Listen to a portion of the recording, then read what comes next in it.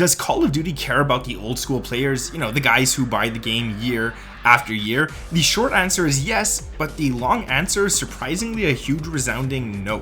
You see, Call of Duty was once at the highest peaks they ever had as a franchise, with nearly 1 million concurrent players on at every given time. It seemed like everyone was playing the game. You could ask your mother if she played it. She probably did. Your grandmother? Yeah, she probably did. And this was a good thing. This meant that Call of Duty was doing something right, and they were raking in a buttload of money while doing it. This would be around the 2009 era, literally 15 years ago.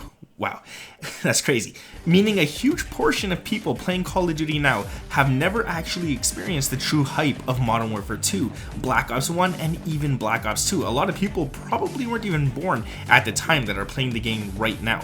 And that's kind of crazy. You see, these were the type of games that everybody couldn't wait to get home after school to play and work. And this would be day after day. The excitement was always there. I myself would count down the hours until I could get home so I could no-life COD for the whole entire night. And every time a new COD came out, I would literally miss school. I would tell my parents to call in sick for me so I could go get the game first thing in the morning and no life it the whole entire game. And people working at the time would take the day off. It was just a huge thing. Every single person did it. People still do it now, but it's not as common.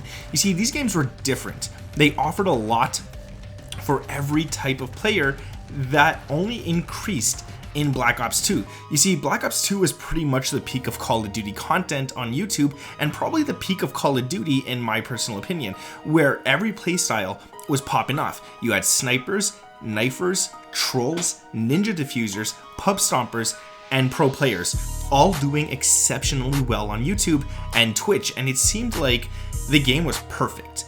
Everyone loved it, and it was great.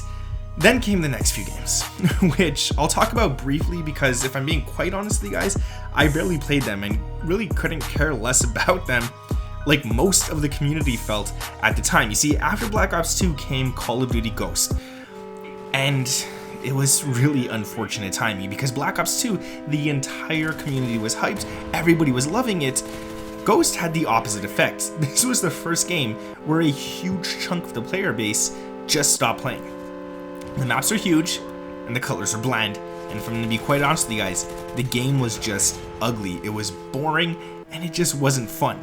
So I would say more than 50% of the player base stopped playing.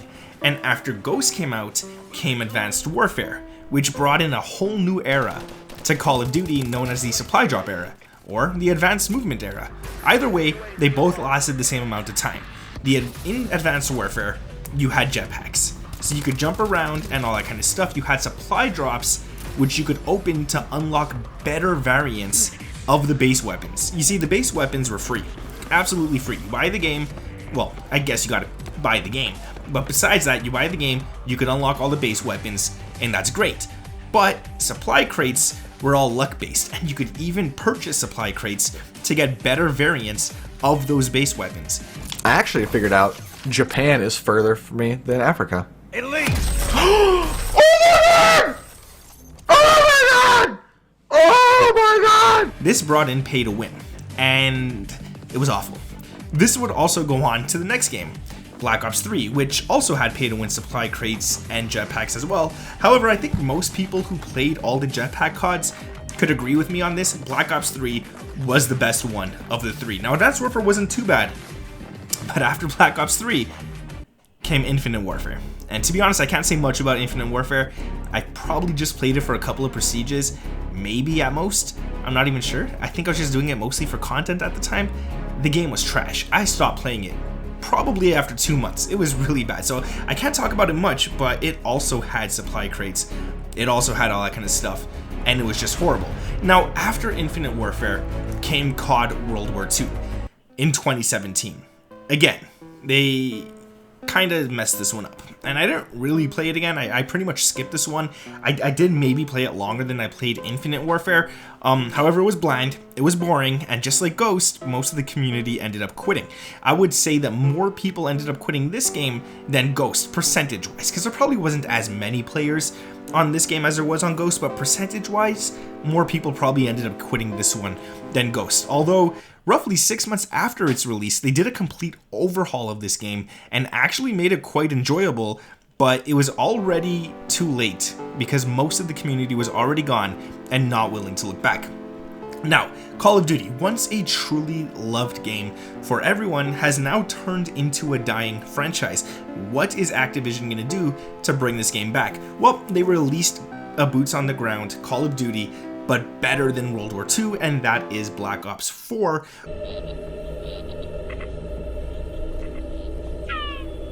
Can you wear that? Oh no, stop. Which honestly was a great game, and it brought a lot of people into Call of Duty, and it had the first ever battle royale in Call of Duty, which was called Blackout, which was great, but they did it the complete wrong way. You see, at this time, Fortnite was out, it was doing amazing, and Blackout had released after Fortnite. And although I think Blackout was better than Warzone, I gotta say it didn't get the love it deserved, and that's because it was locked behind a paywall. You couldn't actually play Blackout without purchasing Black Ops 4, and Activision realized this was a mistake the year later when they came out with Modern Warfare 2019, and along with it, later down the line, a couple of months after this game released, came Call of Duty Warzone. Now, Call of Duty's first ever free-to-play game was Warzone, which is great. This was awesome, and this game couldn't have come out at a better time. It was right around the time that sickness you all know, I'm not even going to name it, was making its waves around the world, which meant everyone was stuck inside, which was a really good thing for Warzone. You see, battle royales were huge, and Warzone was new and free, meaning it had the potential to blow up. And did it ever blow up? This game, wow, it was huge. Not as big as Fortnite was, but it was up there. Now, this put Activision in quite the predicament. Do they focus mostly on multiplayer, or do they focus mostly on Warzone, or a little bit of both? Where should all the resources go? What's making them more money? What are more people playing? And at the time, it was obvious Warzone was getting all the love, and multiplayer seemed to be on the way down, especially since EOMM, engagement optimized matchmaking, was a thing in multiplayer for one of the first times ever, and some people were furious about it, myself included. I'll be quite honest with you guys. Now, Activision finally found its cash cow in Warzone, and they put most of their focus on that. Now, let's take a step back a minute. Let's focus on EOMM for a second. Just a little quick, I don't know what quick is. A little quick talk about it. You see, Call of Duty doesn't care about the players who already love the franchise, the players who are addicted to it. COD knows we're gonna buy the game year after year, and this is why they choose to ignore our cries about skill-based matchmaking and all that kind of stuff, and they crank it up, because who cares what we have to say? We're gonna buy the next game, and if a few of us don't, it doesn't matter. They're gonna have a lot of new players buying it anyways, and most of the players who have been playing since Warzone released are already pretty good at the game. I want you guys to remember that, okay? You see, Activision sees this as a bad thing. If there was no actual engagement optimized matchmaking or skill-based matchmaking to separate us from the new players, it's not good. Because if a new player plays the game for the first time and keeps getting destroyed game after game, chances are they won't continue playing for much longer. However, if a new player is put into a bracket where they're protected and can play against people of their skill, chances are they're gonna play the game longer, they're gonna continue to buy the game year after year, while also making purchases in the shop, while potentially buying the battle pass season after season, and this is something that Activision wants, and the bottom line is, this is the only thing Activision actually cares about. Money is what drives any business, and at the end of the day, Activision is a business, and EOMM and SBMM seem to be driving up their sales. Now, for players who hate skill-based matchmaking and engagement optimized matchmaking, this is a bad thing. And I'm here to say it doesn't seem like this might be the case forever though. You see, Call of Duty goes through cycles, or eras, whatever you want to call them, and skill-based matchmaking seems to be one of those. The first era of COD was the OG era, where it was bare bones FPS and multiplayer gameplay. You hopped on, you had a gun, you shot at people. It felt cool, the graphics were amazing for the time, and it was fun. After that came what I like to call the golden era, with Modern Warfare 2, Black Ops 1, and Black Ops 2. Then came the COD Ghost era. Yeah, okay, this one does deserve its own era. It was a trash game, trash moment. let's just forget about it, okay? Then, well, I kind of liked it a little, if I'm being honest with you guys. Then we got the advanced movement era, or the supply drop era. They kind of fall into the same place.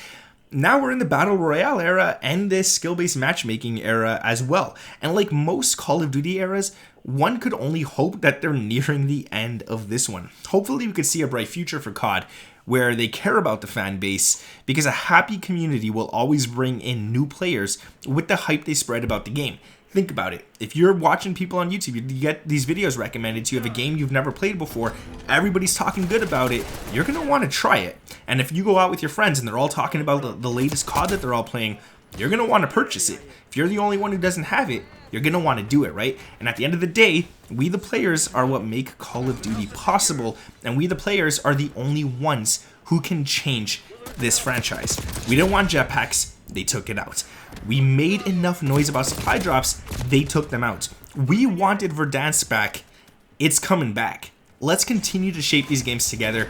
Thank you guys for watching. Drop a big fat like so YouTube could be like, whoa, dude, everyone's liking this. Let's show it to more people. And yeah, make sure to let me know down in the comments what was the first ever Call of Duty you started playing on. Thank you guys for watching. It's Nick, and I'm out. Peace.